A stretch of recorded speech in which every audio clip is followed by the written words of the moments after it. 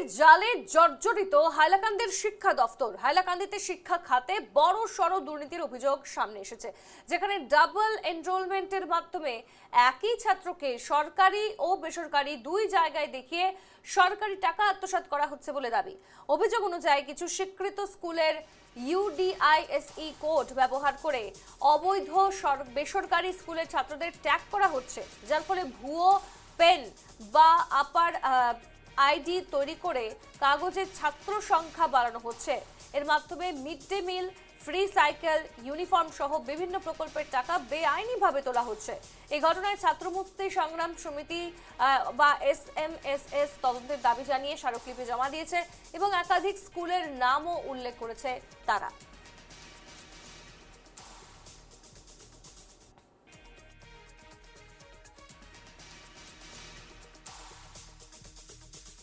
এবং আজকে হাইলাকান্দি জেলার কোন কোন স্কুল কিভাবে অবৈধ ব্যবসায়ী রমরমা চালিয়ে যাচ্ছে তার একবারে A to Z আমরা আরও ডিটেলসভাবে ওনাকে দিয়েছি এবং আমরা দাবি জানিয়েছি অতি সত্বর তদন্ত করে এই ব্যাপারে ব্যবস্থা গ্রহণ করার জন্য। আমরা দেখেছি আজকে আরেকটি তদন্ত অর্ডার বাইর হয়েছে এবং হাইলাকান্দির স্কুল পরিদর্শক মহাশয় অত্যন্ত ভালোভাবে নিজে স্কুলগুলিতে গিয়ে উনি তদন্ত করছেন। কিন্তু আমরা দেখেছি বিগত প্রতিবারই আমরা বিভিন্ন স্কুলের যে অবৈধ রমরমা ব্যবসা, আজকে শিক্ষাকে ব্যবসায়ী যে একটা ব্যবসায়ী রমরমা হিসাবে আজকে পরিগণিত করা হচ্ছে, সেই ব্যাপারে আমরা প্রতি বছরই হাইলাকান্দির যে সময় যে স্কুল পরিদর্শক থাকেন বা ঊর্ধ্বতন কর্তৃপক্ষকে আমরা অভিযোগ দিয়ে থাকি, কিন্তু দুর্ভাগ্যবশত কোনোবারই আমরা তদন্ত করা হয় কিন্তু তার ফল আমরা পাই না। আমরা বিস্তারিত জানবো, সরাসরি চলে যাব হাইলাকান্দিতে। প্রতিনিধি দিলোৎপল দেব আমাদের সঙ্গে যুক্ত হয়েছে। হাইলাকান্দিতে শিক্ষাখাতে বড়সড় অভিযোগ উঠে আসছে দিলোৎপল, যেমনটা জানা যাচ্ছে যে ডাবল এনরোলমেন্ট হচ্ছে এবং তার পাশাপাশি যে সমস্ত সুযোগ সুবিধা সেই জায়গায় দাঁড়িয়ে একই ছাত্রকে সরকারি ও বেসরকারি দুই জায়গায় দেখিয়ে সরকারি টাকা আত্মসাতের অভিযোগ উঠছে। আসলে কি ঘটনা, কারা এর সঙ্গে জড়িত, কি জানতে পারছো?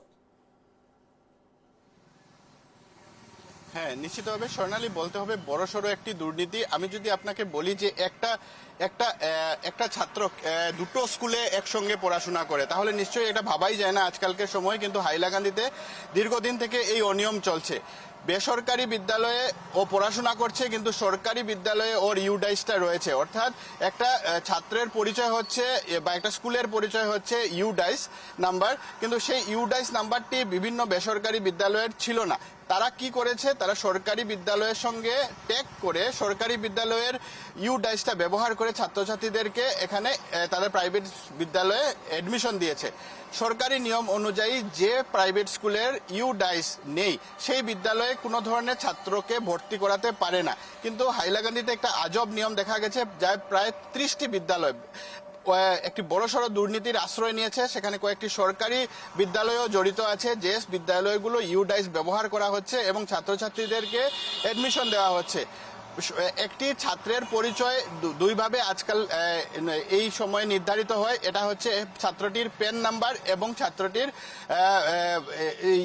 যে পরিচয় সেটা হচ্ছে গিয়ে পেন নাম্বার। এবং কিন্তু পেন নাম্বারে দেখা যাচ্ছে যে সেই প্রাইভেট স্কুলের পরিবর্তে সরকারি বিদ্যালয়ের পরিচয়টা সেখানে রয়েছে। বড়সড় দুর্নীতি উত্থাপন হচ্ছে এবং এখানে একটি বড় সিন্ডিকেট বা বড় চক্র এখানে জড়িত রয়েছে।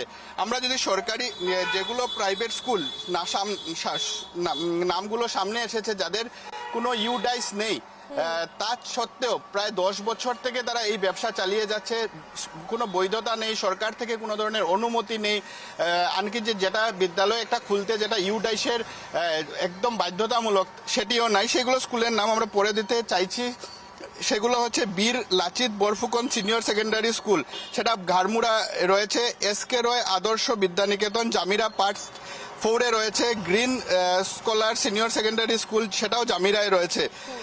সেভাবে মুনলাইট সিনিয়র সেকেন্ডারি স্কুল জামিরার, গোলাপ একাডেমি কাঞ্চনপুর হাইলাকান্দিতে সেটি রয়েছে। গ্রিনফিল্ড একাডেমি লালার, new horizon English school, premiers senior secondary school, এরকম প্রায় 30টি বিদ্যালয় রয়েছে যেগুলো প্রাইভেট বিদ্যালয়।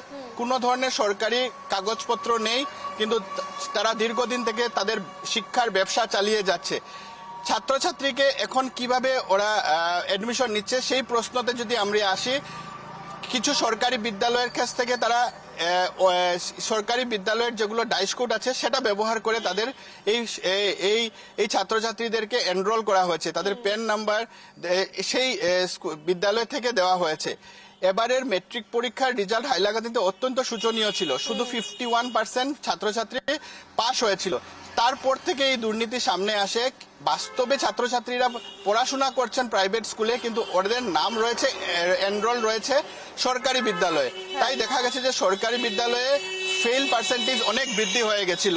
পুরো এই ঘটনা যে জেলা প্রশাসন একদম কুম্ভ নিদ্রায় আছে সে কথা সহজেই বলা যায়, কারণ গত 10 বছর থেকে এই বিদ্যালয়গুলো খোলা রয়েছে, সেই বিদ্যালয়গুলো এই দুর্নীতি করে যাচ্ছে, কিন্তু কোনো এক গোপনভাবে প্রশাসনকে ম্যানেজ করে, শিক্ষা বিভাগের ঊর্ধ্বতন কর্তৃপক্ষকে বলতে হবে ম্যানেজ করে এই ঘটনা চলছে।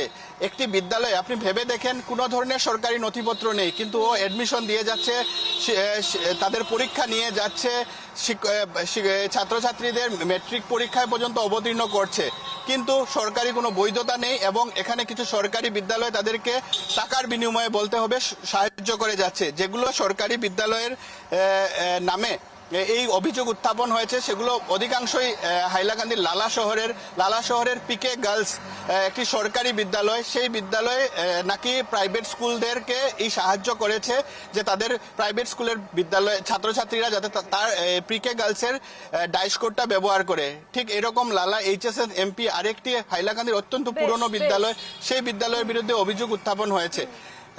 এখানে ছাত্র মুক্তির সংবাদ সমিতি এবং বিজেপির তরফ থেকে দুটো পৃথক পৃথক মেমোরেন্ডাম জেলা শাসককে প্রদান করা হয়েছিল, এবং এরপর দেখা গেছে যে স্কুল পরিদর্শক তাপস দত্ত নিজে সরজমিন তদন্ত করছেন। কিন্তু এখানে বড় কথাটা হচ্ছে এই দুর্নীতি নতুন নয় যে 2026 বছর এই দুর্নীতি শুরু হয়েছে, এরকম কিছু নয়। প্রায় 10 বছর থেকে এই দুর্নীতি চলছে, কিন্তু সম্পূর্ণ কুম্ভ নিদ্রায় রয়েছে হাইলাকান্দি প্রশাসন এবং শিক্ষা বিভাগ। তার জন্য দেখা গেছে যে ব্যাঙের ছাতার মতন গজে উঠছে প্রাইভেট স্কুল। আবার প্রাইভেট স্কুলের যখনই সরকারি নথিপত্রের প্রয়োজন হয় তখন দেখা যায় যে সরকারি বিদ্যালয়ের ওরা সাহায্য নিচ্ছে। তাই দেখা গেছে হাইলাকান্দিতে এমন অনেক ছাত্রছাত্রী রয়েছেন যারা একসঙ্গে সরকারি এবং বেসরকারি। আগামীতে দেখতে হবে যে এই ঘটনার পর সরকারি এবং বেসরকারি স্কুলে, যেহেতু বেসরকারি স্কুলগুলো মাথাচাড়া দিয়ে উঠছে এবং হাইলাকান্দির শিক্ষা ব্যবস্থা একেবারে তলানিতে গিয়েছে, সেক্ষেত্রে হাইলাকান্দির প্রশাসন এবং শিক্ষা বিভাগ কি পদক্ষেপ নেয় নজর রেখো। ধন্যবাদ তোমায়।